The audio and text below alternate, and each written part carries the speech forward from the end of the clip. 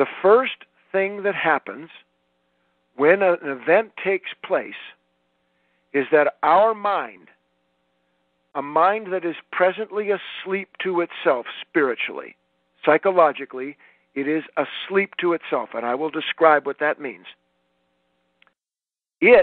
That mind, makes out of that moment something that it recognizes. It actually gives the moment its meaning. And all of us know what's that like. The mind goes, oh my God, what's going to happen? Now, can I ask what's going to happen without my mind showing me something negative for me to be concerned about? It's impossible.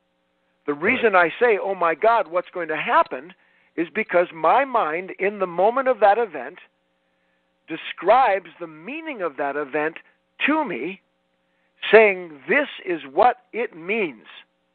Here is what is going to happen. And the moment that my mind does that, now listen to this, this mind that is asleep to itself doesn't know that it has painted this negative image. And the moment that the mind creates the negative image, it goes, oh no, look at that. Oh my Lord, what on earth is going to happen? And it is looking at the picture it just painted and resisting the image that it made. And there is the fear. No psychological fear exists, Tom, none, without negative imagination. And the reason it's so powerful, empowering to understand that, is because it places the power back in our hands where it should be, instead of rendering us with a sense of being powerless and trying to control events that we think are greater than we are, and that's why we're afraid of them. No event in the universe is greater than the individual that meets it. I'm going to say it again. No event in the universe is greater than the individual that meets it, and the reason it's true, Tom, is because the event that we experience cannot be separated from how and what we do with that moment. So the real power... I'm sorry, go ahead, Tom. I was just going to say, just so I could just kind of process this in my head, are we basically saying that when an event happens, that it's our perception of the event based upon our beliefs about life? Yes, kind of absolutely. Make us tailspin into this? Absolutely. But the problem is, and this is, look, this is fairly, listeners, I can tell you, this is deep work. This is deep material that Tom and I are covering here. But we must go deep. The problem is a deep one. It doesn't mean insurmountable. It doesn't even mean difficult or even confusing. It just means that we have to recognize that if we want to have real solutions and end this chain of suffering that is produced by being fearful and then trying to buy our way out of it or escape it, which doesn't work, we have to do a little digging. Now, in this instance, what we just said, and all of us can understand this is the truth of it, that the experience of any given moment in our life is at least 50% produced by the way in which we see that moment. Mm-hmm. Which means that the power is not in the moment, but rather in the relationship that we give it and have with it as it's unfolding. But when we meet a moment, as Tom said, with a false belief, and then suddenly we find ourselves embattled, we have attributed the power to the event instead of seeing that we made ourselves powerless by meeting it unconsciously, by meeting it unaware of ourselves. You getting me, yes. Tom? Absolutely. Okay. Now, this is phenomenal because we can prove all of this. And Tom, can I use you as a foil for a moment? Sure. All of us have done this.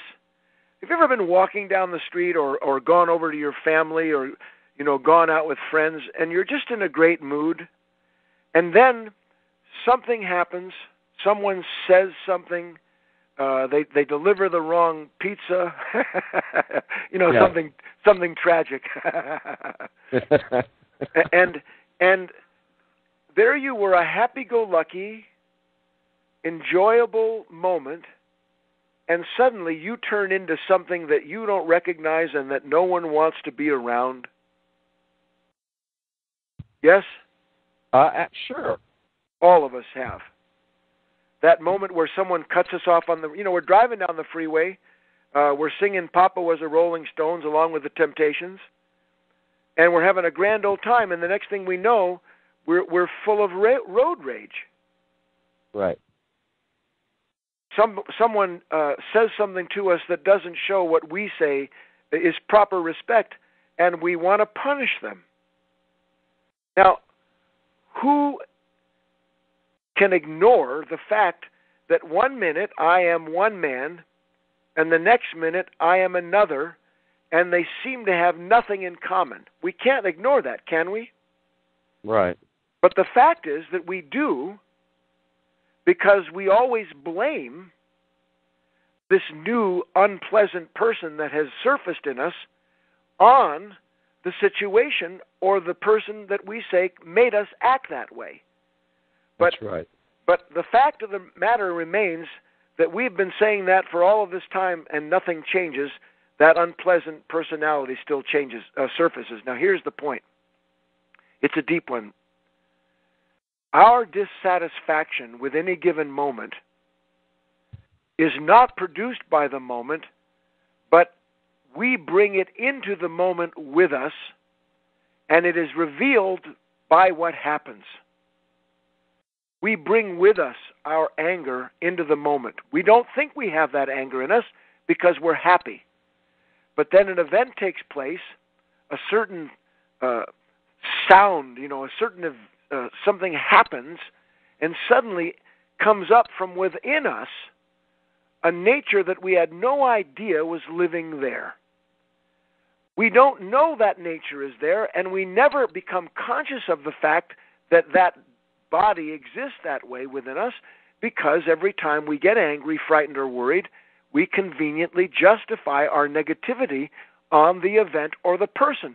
But we proved a moment ago, for those the listeners who are following, that the event is not what produces the negativity. The event reveals within us the potential for this negativity. Right. And like we a trigger. Huh? Yeah, like a trigger. Yes, Tom, exactly. Like a trigger. But we need now to understand, okay, what is it then that's actually being triggered here? Then we're on the right road. Because, first of all, we have separated ourselves from the illusion and the dead end, as you put it, of trying to change events and people around us so that we might find security and contentment. It'll never happen. You can win the approval of 1,000 people, and the 1,001st person who doesn't smile at you properly, you're going to want to punish them. So we're looking at a different mindset now. And that is that there's something that lives within us, and you can call it a body of experience. I call it the false self. Mm-hmm. A nature that has been literally constructed over time through hereditary things, through conditioning, environment, our experiences, good and bad, and it fashions this personality, this me that meets the moments. But what we've always done when moments reveal less than pleasant parts of ourselves is we try to bury those parts of ourselves by blaming the moment. And when we're afraid, the same thing happens to us. We revert to a sort of childish mentality that wants to try and find some way to be greater than whatever we think is frightening us. Do you have any children, Tom? Yes, I have a grown daughter, about 32. Well, when she was little, was she ever afraid of the dark? Sure. All children are.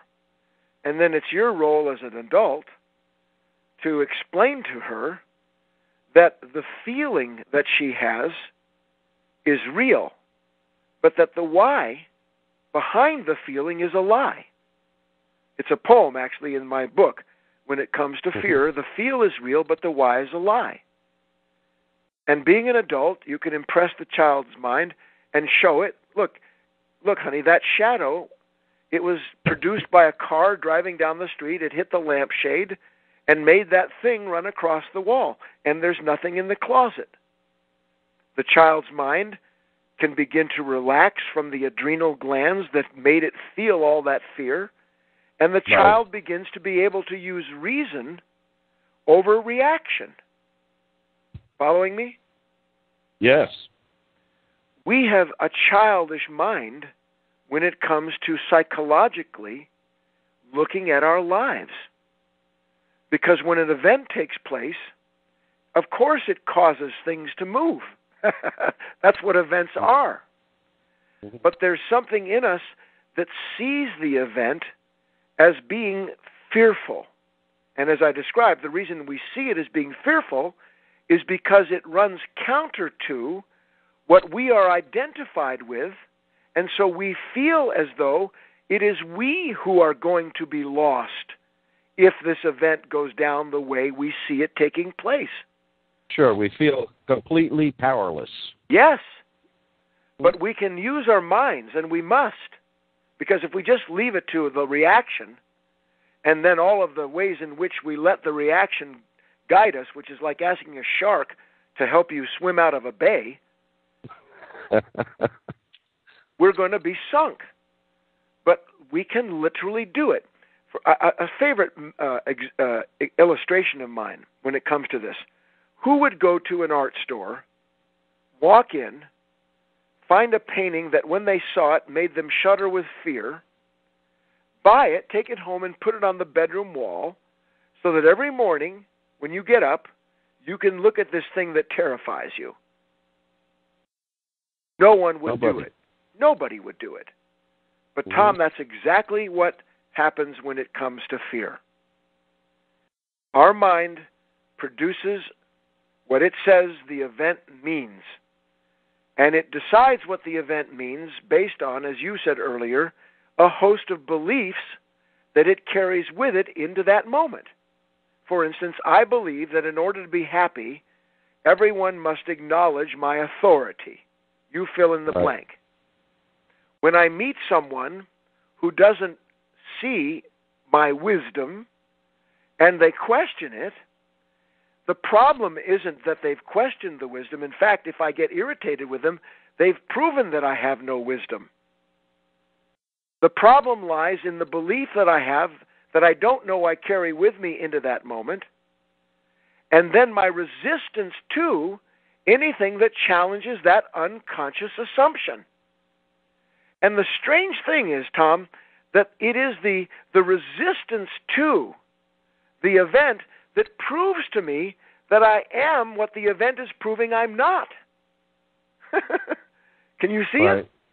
I mean, the more we resist a moment, for instance, where somebody is disrespectful to us, the more we get angry with them for not seeing that we're intelligent, the more we are proving that we have no intelligence.